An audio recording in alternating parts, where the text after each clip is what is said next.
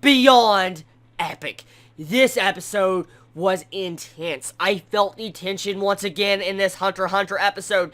I love this episode for many factors. The way this anime and this series altogether is written is just amazing. Let me get into the reasons why I feel like this episode is so awesome. For this to be a shonen anime, and it was based off a shonen manga, the writing of the ideals of the king was just something I did not expect to go so far into a shonen anime. It was so awesome getting to see how Netero was having to fight back with his position, of how he felt, how he did not want to fight the king, how he knows even though he doesn't want to fight the king, the king is in the right, and he's actually doing really good moral decisions, but Netero has to stand up and take him down, which really was upsetting. And getting to see freaking the king, every time Netero would strike him, freaking the king would just block it, he'll be fine, he would sit back down trying to do negotiations with Netero again. I was like, oh my god. And every time Netero would do his like freaking slow motion boot, I was like, Netero, no, no, no. I was saying that over and over, like, do not attack him.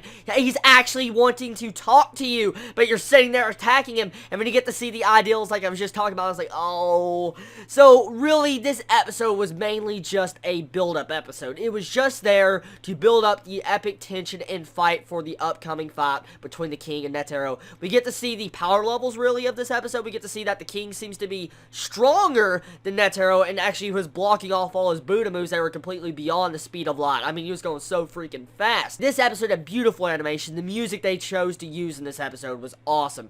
Now, let's get on to the topic of Netero's voice. His voice actor, as we all know, changed, and his old voice actor died. I'm really upset about that. My condolences. But I feel like this new voice actor, it's going to take some time getting used to. I'm not going to say it's a bad voice actor.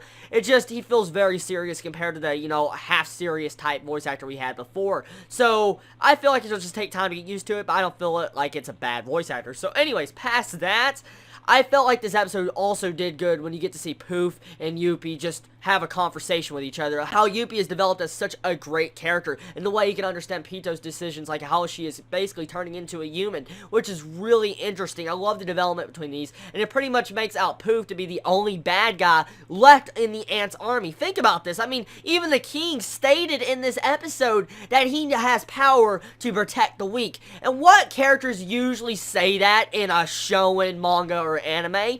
A good guy. A freaking good guy. So now we have two sides, both with their own representation of good, that they really don't know who is the evil one. It's so interesting the way we have these two sides pitted against each other, and we really can't say who the real villain is. I mean, we can take the entire standpoint of Netero striking the king with his Buddha as an evil act. Really, we can. That's what's so interesting. And then when we have Gon that's willing to kill Komugi just because he wants to fight Pito and save Kat. So, it's really making out the human side as an evil force. It really is, and that's actually shocking how a shonen anime is being able to do this. This is really completely different from the natural writing of a shonen manga or anime. So, I love it. Now, the entire section at the beginning when we get to see Pito trying to deliver hints to Poof about what is going on, where the king's location is, and at the same time Pito was narrating what happened, the narrator had to narrate Pito, which is freaking lol-worthy. That was freaking hilarious, and I laughed my ass off at that. So, all in all, this episode had a lot of entertainment value. It brought a lot up with ideals, morals, and just who is the true villain and who is the evil side. I mean, that's what the real conflict of this episode was, and I feel like it emphasized that really well. And those epic faces at the end of this episode was just so badass. Come on. I mean, everybody probably thought the same thing I did. The way Netero just forces the king to fight him, saying, if you want to know your name, you're gonna have to defeat me first. And so, you got the freaking king just says, okay, so I gotta defeat you without killing you, huh? So this is like a bishop and a rook. So that was shocking. I am really shocked the way the king is just such a good character. His development is interesting. And speaking of which, I want to talk about something else that was really one of my favorite parts of this episode. Had to be the part when you get to see Netero talking his mind. He says, it seems like the king has not realized it yet. He actually is at a standpoint to where he hasn't chose which is the dominant side, the ants or the human. And that is interesting, the way you get to see like the shadows of the ant above the king, and when you got the human side. It was really cool the way the artistic style of that was done with the music and all that. I felt like that was really emphasized on what is really going on with the king. The king can still go evil at this point. Right now he's at that borderline to choose which path he wants to take, and it all depends from the standpoint of what's going on right now in this battle between Netero.